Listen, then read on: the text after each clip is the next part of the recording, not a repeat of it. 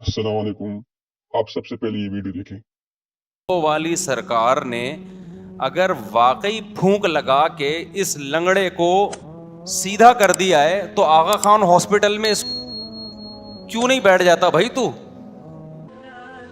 گڑبڑ کہاں آتی ہے؟ جہاں آپ کو عقیدت ہو. عقیدت اس محبت کو کہتے ہیں جو کسی کی بزرگی کی وجہ سے ہو رہی ہو. یہاں لوگوں کی اصلاح بھی ہوتی ہے اور لوگ اس عقیدت میں گمراہ بھی ہوتے ہیں، کیونکہ جب آپ کو کسی سے عقیدت ہو گئی نا تو آپ کے دماغ میں کھوپڑی میں یہ بات آ جاتی ہے کہ اب یہ جو کہے گا صحیح کہے گا. جیسے پھونکوں والی سرکار، لوگوں کو عقیدت ہو گئی نا. اب لوگ یہ نہیں دیکھ رہے کہ پھونکوں والی سرکار نے اگر واقعی پھونک لگا کے اس لنگڑے کو سیدھا کر دیا ہے تو آغا خان ہاسپٹل میں کیوں نہیں بیٹھ جاتا بھائی؟ تو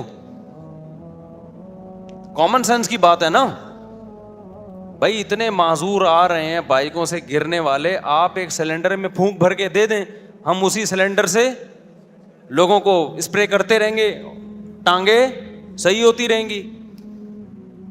کیا خیال ہے بھائی؟ لیکن عقیدت انسان کو اندھا کر دیتی ہے.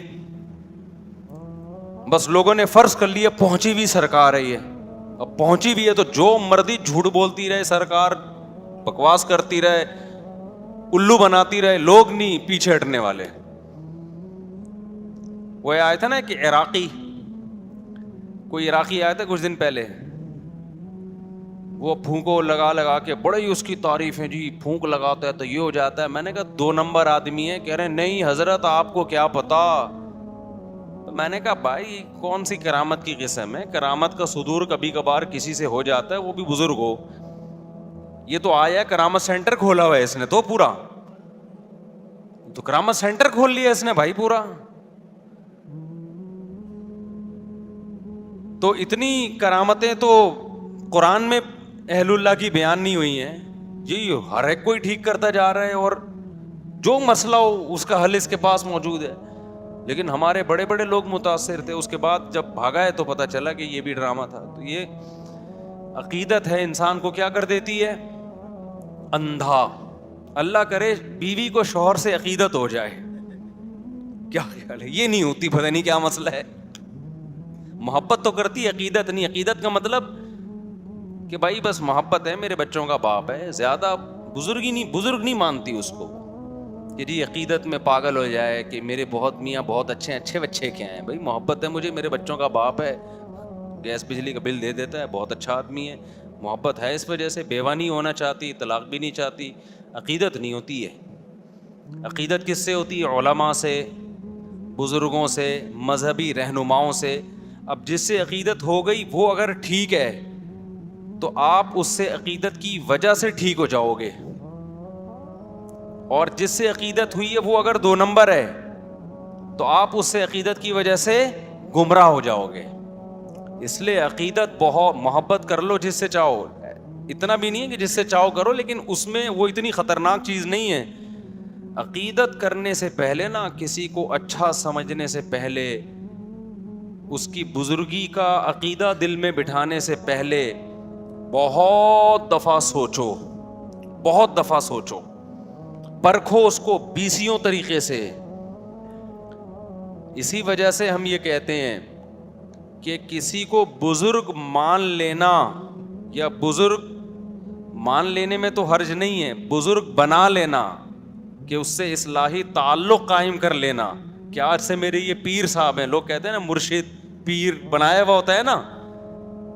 رشتہ تلاش کرنے میں اتنی تگ و دو نہ کیا کرو، لیکن کسی بزرگ سے بیعت ہونے میں اس سے زیادہ ٹینشن اٹھایا کرو، اس کو پرکھا کرو.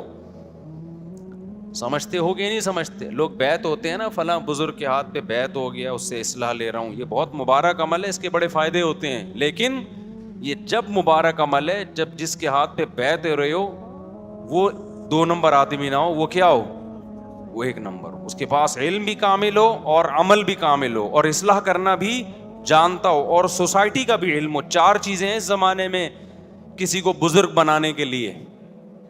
چاروں میں سے ایک شرط بھی مارکیٹ سے شارٹ ہوگی نا، وہ الٹا نقصان ہوگا آپ کو. میں پہلے مثال سے سمجھاتا ہوں, اصل ٹاپک کی طرف آ رہا ہوں, یہ بات بیچ میں آ گئی نا. دیکھو جب آپ کسی سے جسمانی علاج کراتے ہو, بزرگ کیا کہتے ہیں, جس سے روحانی علاج کرایا جائے. روحانی کا مطلب وہ جن چڑیل بھوت والا نہیں, وہ تو بزرگ ہوتے ہی نہیں ہیں. اس کے لیے شرط ہے کہ بزرگ نہ ہو تو ہوگا وہ. روحانی کا مطلب یہ ہے کہ دل سے دنیا کی محبت نکل جائے, نیک اعمال کا شوق پیدا ہو جائے, گناہوں سے نفرت ہو جائے. کبھی گناہ اگر خدا نخواستہ ہو جائے تو توبہ کے بغیر سکون نہ ملے, صدقات و خیرات کا جذبہ پیدا ہو جائے, دولت کی محبت نکل جائے, شہرت کی محبت نکل جائے, دنیا کو مسافر خانہ سمجھنا شروع کر دے, جنت کی لالچ پیدا ہو جائے, جہنم کا خوف پیدا ہو جائے, سستی کاہلی جو عمل میں ہو رہی ہے وہ سستی چستی میں تبدیل ہو جائے. اس عمل کو روحانی علاج اور اصلاح کہا جاتا ہے شریعت کی روشنی میں. انسان کی زندگی کے دو پہلو ہیں, ایک جسمانی اور ایک روحانی. جسمانی ڈاکٹر ڈاکٹر کہلاتے ہیں, روحانی ڈاکٹر بزرگ کہلاتے ہیں. سمجھ میں آ رہی ہے بات کہ نہیں آ رہی ہے؟ صحابہ کرام جسمانی علاج حکیم اور طبیب سے کرواتے تھے, روحانی علاج کے لیے اللہ نے کس کو بھیجا؟ محمد صلی اللہ علیہ وسلم کو.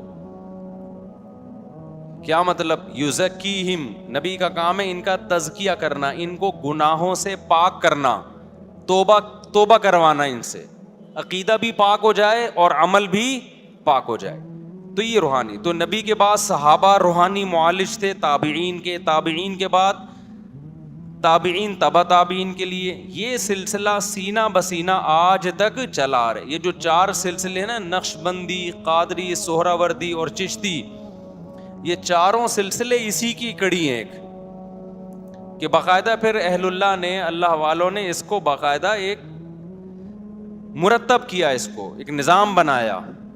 جیسے فقہ پہلے بکھرا ہوا تھا نا, فقی مسائل, لیکن اس بکھرے ہوئے کام کو فقہاء نے سمیٹ کے 4 سلسلوں میں بند کر دیا, حنفی, مالکی, شافعی, حنبلی, چاروں برحق ہیں. تو ایسے ہی جو اصلاح امت کا کام تھا نا, جس کو تصوف نام دیا جاتا ہے, یہ روحانی علاج کہا جاتا ہے, یہ بھی بکھرا ہوا تھا. تو یہ 4 سلسلوں میں کیا ہو گیا؟ بند ہو گیا. چشتی, قادری, سہراوردی اور نقش بندی, اس میں بڑے بڑے بزرگ گزرے ہیں. اب جیسے یہ جو 4 سلسلے حنفی, مالکی, شافعی, حنبلی, اس میں بڑے بڑے فقہا گزرے ہیں لیکن بدعتی بھی گزرے ہیں. تو ایسے ہی یہ 4 تصوف کے سلسلے میں بڑے بڑے اللہ والے گزرے, مگر 2 نمبر بھی گزرے ہیں. کیونکہ فوراً لوگ مثال دیتے ہیں وہ فلاں 2 نمبر تھا. بھائی 2 نمبر تو ہر طبقے میں ہوتے ہیں نا, اس کا یہ مطلب تھوڑی ہوتا کہ سلسلہ ہی غلط ہو گیا. تو پوری دنیا میں جہاں بھی آپ جائیں گے نا, جتنے بڑے بڑے اللہ والے گزرے, میجورٹی انہی 4 سلسلوں میں سے کسی میں سے تعلق نظر آئے گا آپ کو. تو یہ کس کے لیے؟ روحانی علاج. اب روحانی علاج کا مطلب سمجھ گئے؟ کیونکہ یہ عامل لوگ پھر کیش کراتے ہیں, دیکھو مفتی صاحب بھی روحانی علاج کے قائل ہیں, لہذا آئیے چڑیل ہم سے بھگوائیے, وہ روحانی